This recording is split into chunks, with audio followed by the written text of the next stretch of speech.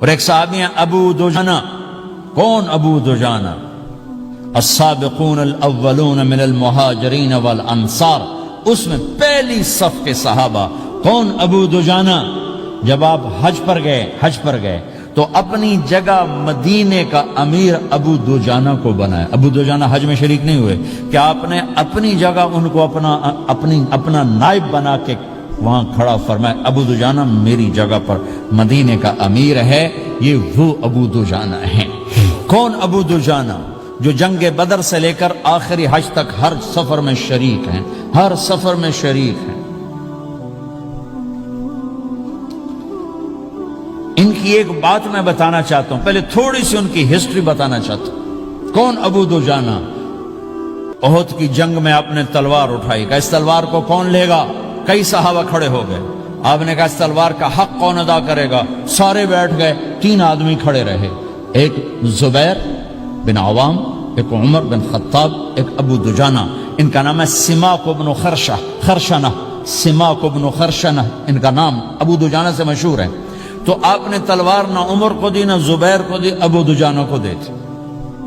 تو عمر رضی اللہ عنہ نے تو محسوس نہیں کیا، حضرت زبیر نے محسوس کیا کہ اس کو کیوں دی، مجھے کیوں نہیں دی؟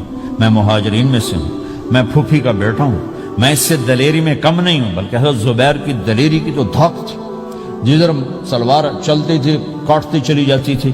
کہنے کہ میں دیکھوں گا یہ کیا کرتا ہے. تو ابو دجانہ کے پیچھے پیچھے زبیر ہو لیے. تو ابو دجانہ نے جو حملہ کیا تو 3000 کا لشکر تھا، اس کو چیر کے پار نکل کے، پورے لشکر کو کاٹ کے پار نکل کے. اور آگے عورتیں کھڑی تھیں جو مکے کے لشکر کو تیار کر رہی تھیں. نحن بنات طارقی نمشی علی النمارقی مشی القتل بوارقی المسک فی المخالقی المسک فی المفارقی والدر فی المخالقی ان تقبلوا نعانقی وتدبروا نفارقی فراق غیر وامقی. یہ گانا گا رہی تھیں اور ان کو تیار کر رہی تھیں. تو جب ابو دجانہ کی تلوار نظر آئی تو سب بھاگی. ہندا پکڑی گئی تو آپ نے یوں اپنی تلوار ہندا کے سر پر رکھی، انہوں نے چیخ ماری، تلوار ہٹا لی. تو زبیر پیچھے پیچھے کہ یہ کیا کیا ہے؟ جنگ میں اگر کوئی عورت حصہ لے اسے مارنا جائز ہے، ویسے جائز نہیں ہے. عورت کو، بچے کو، بوڑھے کو ہاتھ لگانا جائز نہیں ہے. تو انہوں نے کہا تلوار کیوں نہیں چلائی؟ کہا میرے محبوب کی تلوار ہے، عورت کے خون سے رنگین کر کے اس کی شان نہیں گھٹانا چاہتا، یہ میرے نبی کی تلوار. پھر واپس ہوئے، پھر اٹیک کیا اور پھر مجمع کو چیر دیا. سامنے ایک آدمی آ رہا تھا ہاتھی کی طرح، اتنا لمبا موٹا تازہ. تو زبیر کہنے لگے میرے جی میں آیا کبھی اس کی ٹکر ہونا پھر میں دیکھوں ابو دجانہ کیا چیز ہے. تو اللہ کا کرنا ایسا ہوا ابو دجانہ دونوں آمنے سامنے ہو گئے. تو وہ ایسے شاہ سوار تھے کہ دونوں طرف کے لشکر ذرا تھم گئے اور وہ دونوں بھڑ گئے.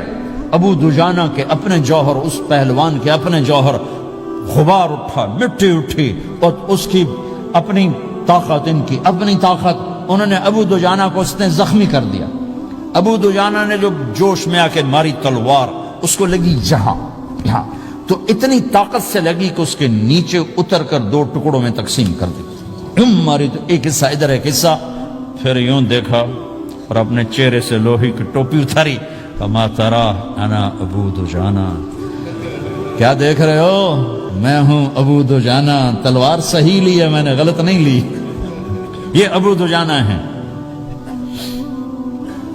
اور جب شکست ہو گئی احد کی جنگ میں اور پھر 10-12 آدمی نے آپ کو گھیرے میں لیا ہوا تھا، ان میں ایک ابو بکر تھے، عمر تھے، علی تھے، طلحہ تھے، زبیر تھے، سعد بن ابی وقاص تھے، اور سہل بن حنیف تھے، عبادہ قتادہ بن نعمان تھے، اور ابو دجانہ تھے رضی اللہ تعالی عنہم. ان میں سے ایک ابو دجانہ بھی تھے. اور یمامہ کی جنگ میں ابو دجانہ شہید ہوئے. یمامہ کی جنگ میں شہید ہوئے.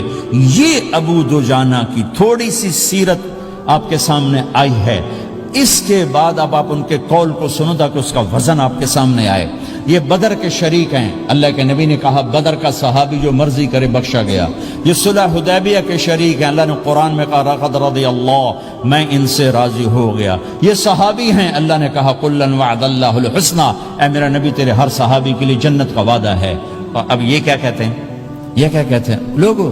ان ارجع عملی عند، لوگو میرے پاس ابو دجانہ میرے پاس بخشش کا سب سے بڑا عمل جانتے ہو کیا ہے؟ بدر نہیں، احد نہیں، حدیبیہ نہیں، خندق نہیں، خیبر نہیں، فتح مکہ نہیں، آخری حج نہیں. کیا ہے؟ کیا ہے؟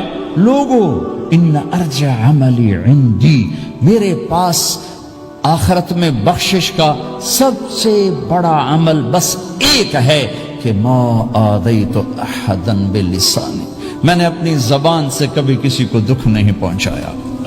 ولا اجد فی قلبی غلا لاحد، اور میرے دل میں کسی کے لیے بغض کوئی نہیں ہے، بس یہ میری بخشش کا عمل ہے. تو بھائیو، نبی کے اخلاق میں دو چیزیں لے لو، ایک زبان سے کسی کو دکھ نہ دو، ایک دل میں کسی کا بغض نہ رکھ. اللہ کی قسم بغیر حساب کتاب کے جنت میں جاؤ. بڑے بڑے جنید بغدادی اور بڑے بڑے معرفت والے تمہیں دیکھتے رہ جائیں گے، تمہاری رفتار اتنی تیز ہوگی کہ تمہیں وہی پکڑ سکے گا جس کا یہ دو عمل تم سے زیادہ اچھا ہوگا.